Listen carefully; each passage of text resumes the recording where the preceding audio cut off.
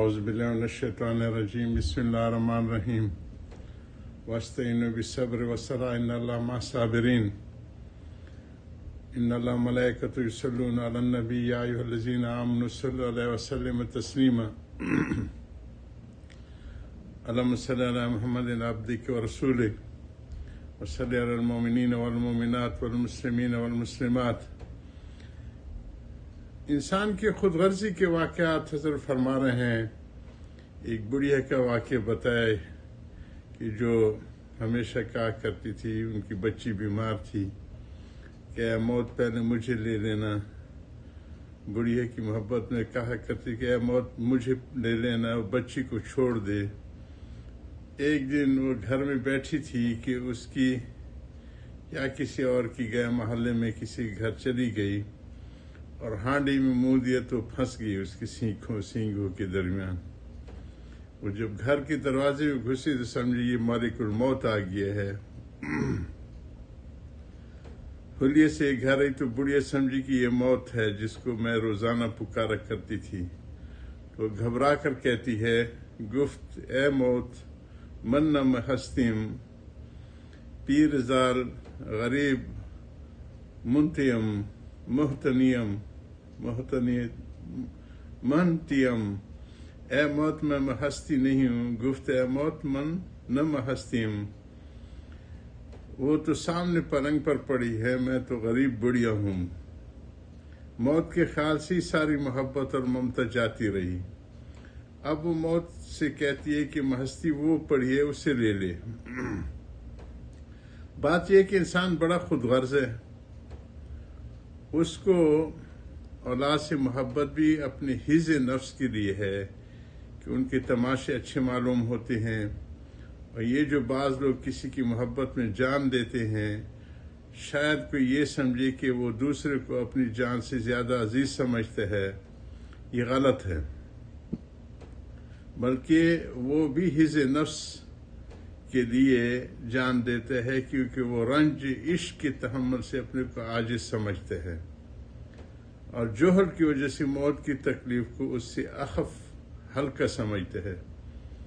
اس لیے وہ موت کو اس کلفت پر اپنی ہی راحت کے لیے ترجیح دیتا ہے۔ پس انسان سب خود غرض ہیں، خواہ دین کی غرض ہو یا دنیا کی۔ پھر دینداروں میں بھی کوئی ثواب کی نیت کرتا ہے، کوئی ثواب سے بھی بالا ہے، مگر وہ بھی خود غرض ہے، کیونکہ رضا حق کا طالب ہے اور یہ غرض سب سے بالا ہے۔ جیسے ایک صاحب حال بزرگ کے سامنے کسی نے دوسرے کو کہا پانی پلا دے، ثواب ہوگا۔ یہ سن کر فرمایا ہائے، ثواب کے لیے پانی پلاتے ہو، محبوب کے لیے نہیں پلاتے۔ ظاہر میں یہ بزرگ بھی غرض معلوم ہوتے ہیں، مگر حقیقت میں وہ بھی غرض مند تھے، کیونکہ وہ ایسی غرض کے طالب تھے جس سے بڑھ کر کوئی غرض نہیں۔ حضرت حاج صاحب قدس اللہ سرہ نے ایک بار رسالہ ارشاد مرشد مجھے دیا کہ مطبع نظامی میں چھپا کر دیا جائے۔ اس وقت کچھ چھاپا خانہ ہوگا، پرنٹنگ پریس، جو بہت مشہور ہوگا۔ حضرت نے اس کے مصارف دریافت فرمایا تو میں نے عرض کی کہ حضرت عبد الرحمن خان صاحب بڑے سخی ہیں، انہوں نے اس کا کچھ عوض نہیں لیا، محض ثواب کے لیے طبع کر دیا۔ فرمایا عبد الرحمن خان کو تم سخی کہتے ہو؟ وہ تو بڑا بخیل ہے کہ 1 روپے کے بدلے میں 700 روپے کے طالب ہے۔ انہوں نے یہاں بھی اپنی تجارت کو چھوڑا نہیں۔ میں یہ کہہ رہا تھا کہ انسان سب خود غرض ہے، اس لیے اپنی جان سے زیادہ کسی کو کسی سے محبت نہیں۔ اس لیے دنیا دار لوگ موت سے، مصائب سے بہت گھبراتے ہیں، اور اہل اللہ چونکہ موت کو یاد کرتے رہتے ہیں اس لیے ہر دم تیار رہتے ہیں۔ اس لیے اب ان کی نہ بیوی کے مرنے کا رنج ہوتا ہے نہ بچے کا، کیونکہ وہ تو خود ہی موت کے لیے تیار ہیں۔ ان کی ہر بات دوسروں کے کو یہ محسوس ہوتا ہے کہ ہر دم موت کے لیے تیار ہے۔ چنانچہ حاجی صاحب قدس اللہ سرہ کی خدمت میں ایک شخص روتا ہوا آیا کہ میری بیوی مر رہی ہے، دعا فرما دیجیے، حق تعالیٰ ان کو شفا عطا فرمائے۔ حضرت نے ہنس کر فرمایا عجیب بات ہے، ایک شخص قید خانے سے چھوٹ رہا ہے اور دوسرا روتا ہے کہ قید خانے سے کیوں رہا ہو رہا ہے۔ وہ کہنے لگے میری روٹی کون پکائے گا؟ فرمائے جی ہاں، جب تم ماں کے پیٹ میں تھے تو وہاں بھی تو تم کو روٹی پکا کر کھلاتی ہوگی، یعنی رزاق تو ماں کے پیٹ میں بھی دیتے ہیں، بچوں میں بھی دیتے ہیں، ہر وقت وہی انتظام فرما دیتے ہیں۔ پھر فرمایا کہ میں تم بھی چند روز میں وہیں پہنچنے والے ہو جہاں وہ جا رہی ہے۔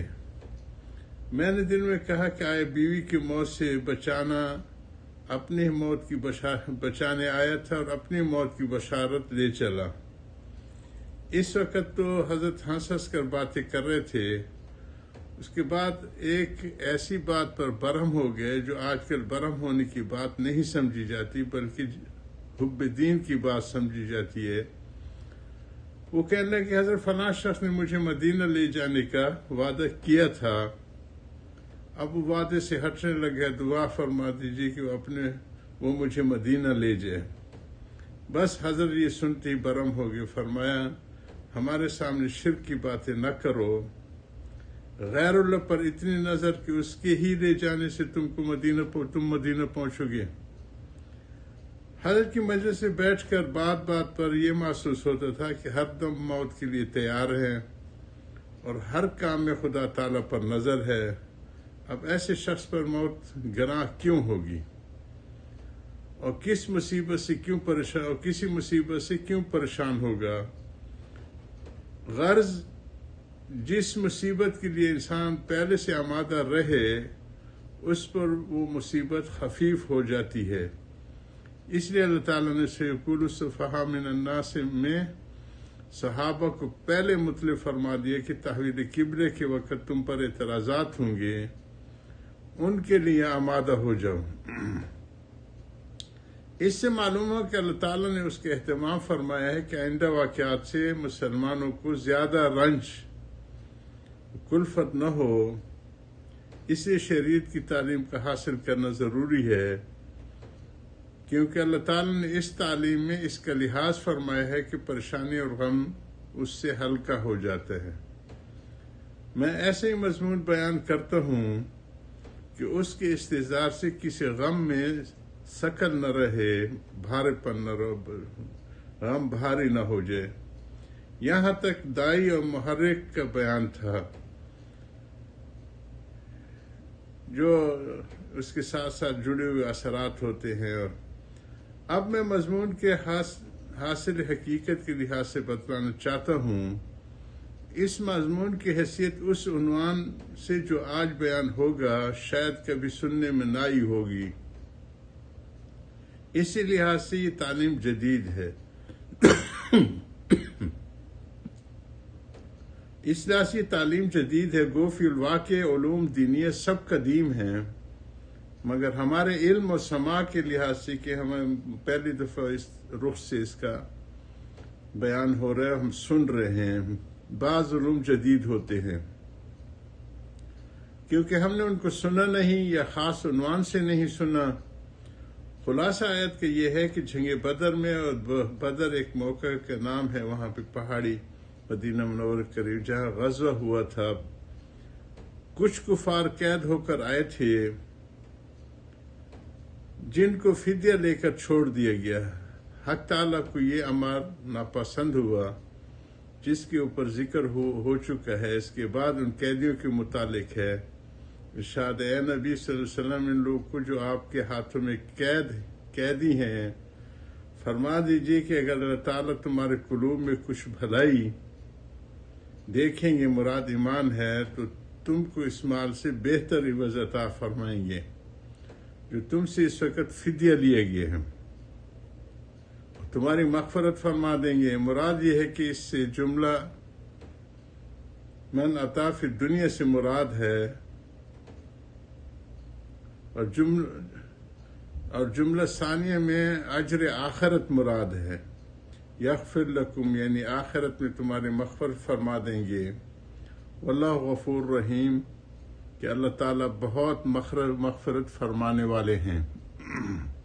حضرت کی ان باتوں کو جاری رکھیں گے. آخر دعوانا الحمدللہ رب العالمین.